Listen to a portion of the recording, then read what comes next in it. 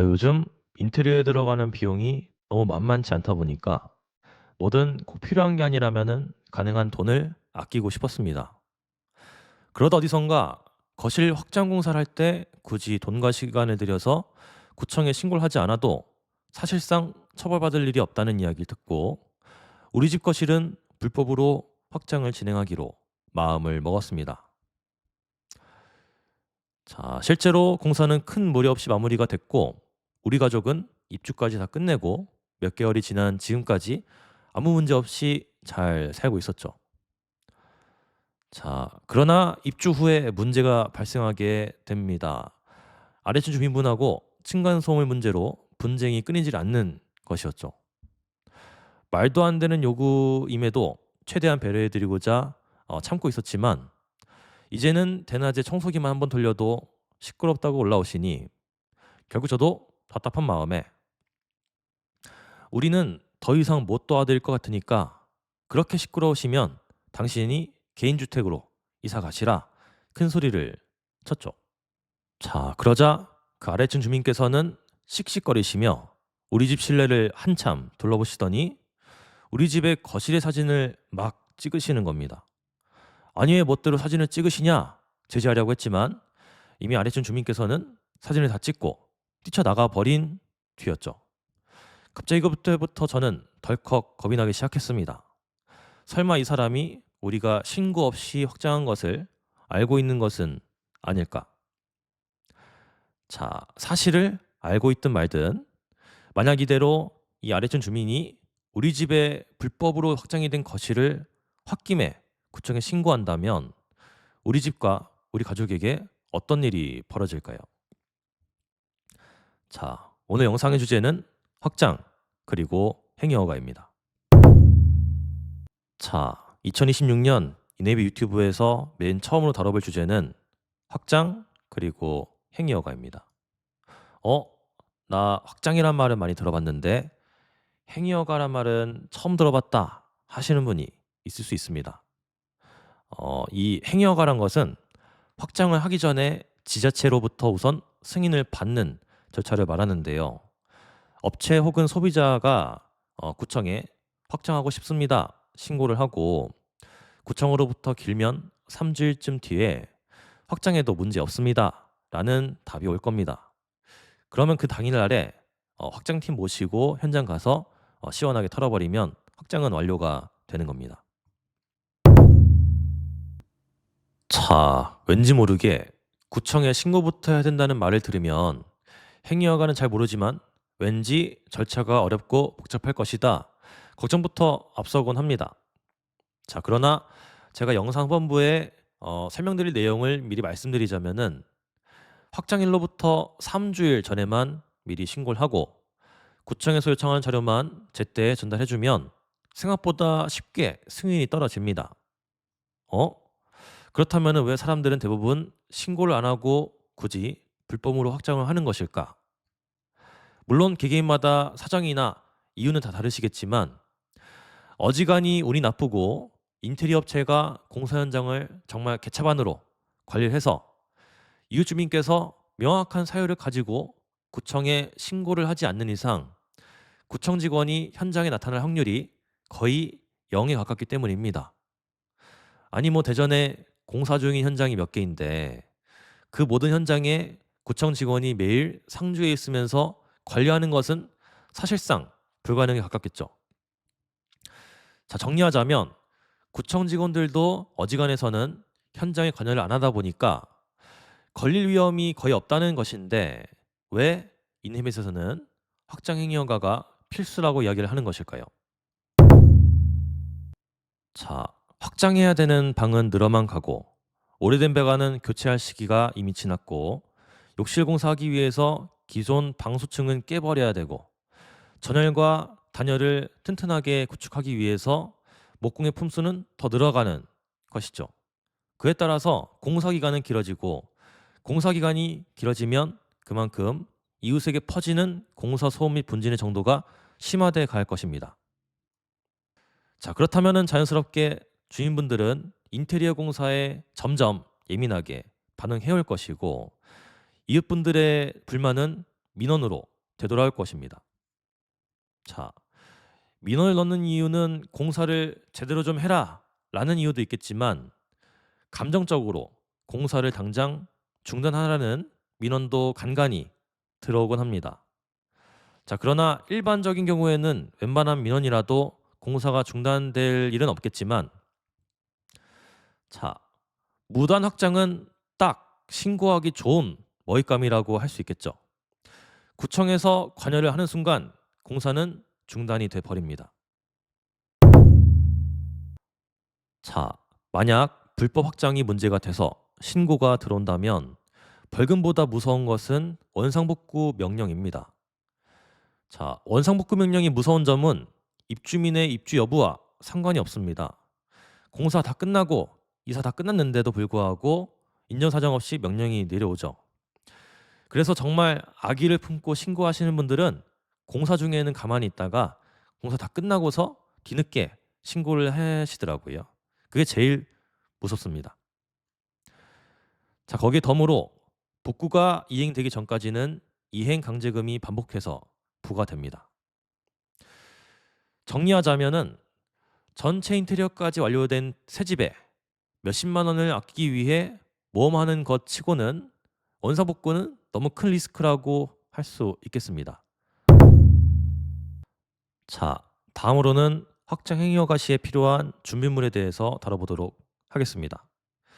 우선 이 주민동의서가 필요한데요. 이것은 꼭 행위 허가를 안 하시더라도 인테리어 공사하시면 웬만하면 다 받으셔야 되는 동의서입니다. 쉽게 생각해서 공사하기 전에 해당 세대를 돌아다니며 주민들에게 사인을 받는 것이죠.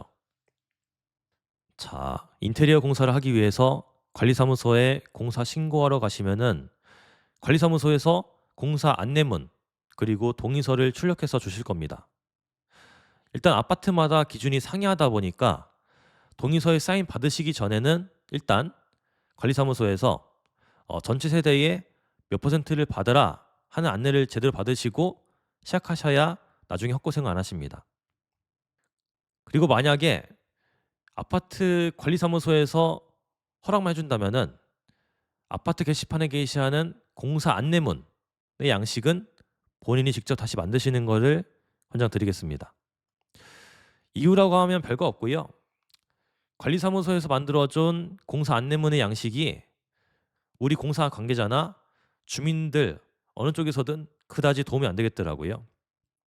쓸데없는 내용이 많습니다. 예. 공사 안내문에 게시할 내용은 별거 없습니다. 공사 기간 언제부터 시작해서 언제까지 끝나는지, 그리고 소음 분진이 제일 심한 날, 현장 관리자의 연락처. 그 외로는 저의 경험상 안내문 안에 의미 없이 막 죄송하다, 열심히 하겠다 이런 내용을 적지 마시고 공간이 남으면 차라리 전체 공정표라도 인쇄해서 올려놓는 게 주민들 입장에서는 더 도움이 된다고 하시더라고요. 자, 여기서 잠깐 행여가 시에 3주일이 필요한 이유를 설명드리겠습니다. 자, 우선 입주민 대상으로 공사 동의서를 직접 받으시는 경우에는 그 기간은 넉넉하게 일주일을 잡고 시작하는 게 좋습니다. 물론 하루 만에 끝나면 너무 좋겠지만 주민들마다 집에 상주하고 있는 시간대가 다르시기 때문에 처음 해보시는 일반인께서는 한두 번은 허탕을 칠 것을 감안해서 일주일을 잡는 게 낫습니다. 자, 그 후로 건축사로부터 확장에 대한 도면을 제공받는데 일주일을 잡고 구청으로 넘어가서 심사받는 기간까지 일주일을 잡아서 총 2주일을 추가합니다. 이때 구청의 담당 주무관이 바쁘거나 지역에 따라서 기간을 더 잡아먹을 수 있다는 점은 참고하시길 바라겠습니다. 정리하자면 확장하는 날로부터 3주일 전에는 공사 동의서를 받기 시작하셔야만 늦지 않는다는 것이죠. 자, 여기서 짚고 넘어가야 할 주의사항이 몇 가지 있습니다. 자, 만약 관리사무소에서 동의서를 받지 않아도 된다고 한다면 평소에 공사가 많지 않던 단지의 관리사무소는 이 인테리어 공사를 위한 양식이 준비되어 있지 않을 수 있기 때문인데요. 자, 관리사무소에서 동의서가 필요 없다고 하더라도 애초에 해당 동의서는 구청에서 행위허가 시에 필요한 요청 자료이기 때문에 세대의 50% 이상은 사인을 무조건 받아서 제출해야만 행위허가 승인이 떨어집니다. 그냥 이 그대로 관리사무소에 설명을 해주시면 되는데 간혹 노발대발 하시는 분들이 있습니다. 아니 우리들이 필요 없다고 하는데 구청에서 요청한 게 확실하냐? 내가 따로 알아보기 전에는 사인 받지 마라. 자, 이러면 좀 마음이 상하거든요, 우리들이. 그래서 웬만하면은 소유자분들께서 직접 공사 신고하려고 하지 마시고 인테리어 업체에게 대신 신고 좀 해달라 하시는 게 마음 편하실 겁니다. 자, 두 번째. 이제 입주민들에게 사인을 받다 보면은 공사 내용에 대해서 반대로 질문을 받기도 하는데 이때 괜히 잘못된 정보를 제공하면은 나중에 분쟁을 야기할 수도 있기 때문에 사인 받으실 때는 미리 잘 숙지해 가시거나 혹은 모르시는 내용은 게시판의 안내문을 참고해 주세요. 아니면 차후에 현장 담당자에게 전화로 문의 주세요 라고 이야기하시면 됩니다. 그럴 때 간혹 빈정상에서 사인 안 해주시는 분들 계시는데 그 한 분 한 분에 미련 갖지 마시고 어차피 세대의 50%니까 웃으면서 넘긴 다음에 다른 사람에게 사인 받는 게 훨씬 낫습니다. 자, 이제 이사 갈 예정인 집을 아직 매매 중인지 이미 소유 중인지에 따라서도 이 준비해야 될 내용이 다르십니다. 예를 들어서 아직 매매가 진행되고 있을 경우에는 매매계약서 사본이 필요한데요. 이때 사본에서의 주소, 잔금일, 주민번호 앞자리가 꼭 포함한 채로 스캔하실 필요가 있습니다. 뒷자리는 필요 없으니까 그냥 가리시면 되시고요. 예.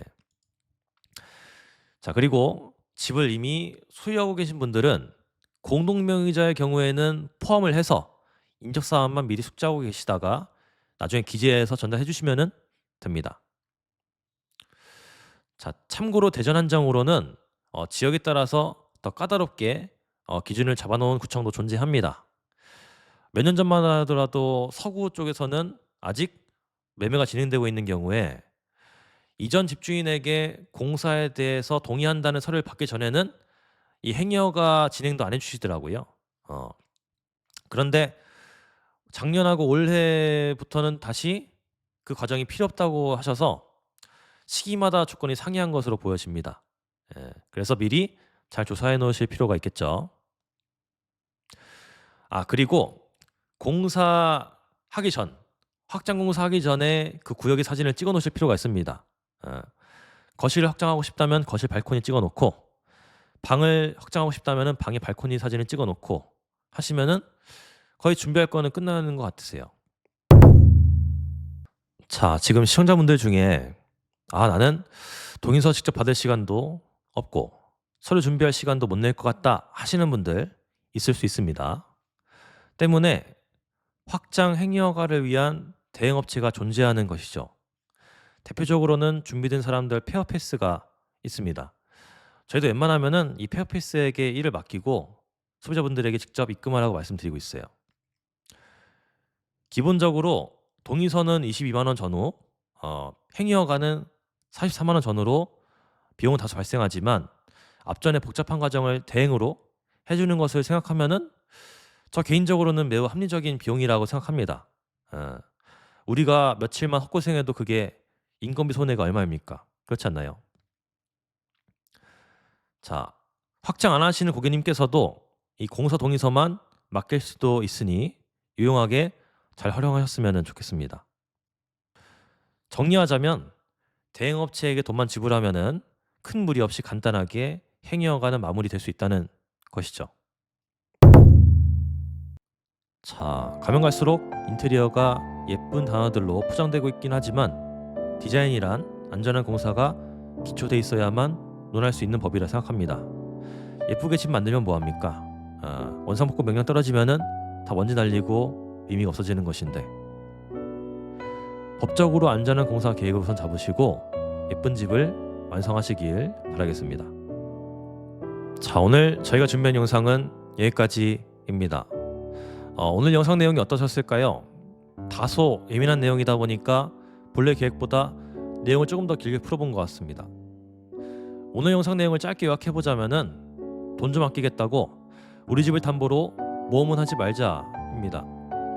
물론 걸리지 않는다면은 돈도 아끼고 시간도 아끼고 더할 나위 없겠지만 만에 하나 걸렸을 때 돈 몇 푼 아끼는 것에 비해서 리스크가 너무 크다고 판단이 됩니다.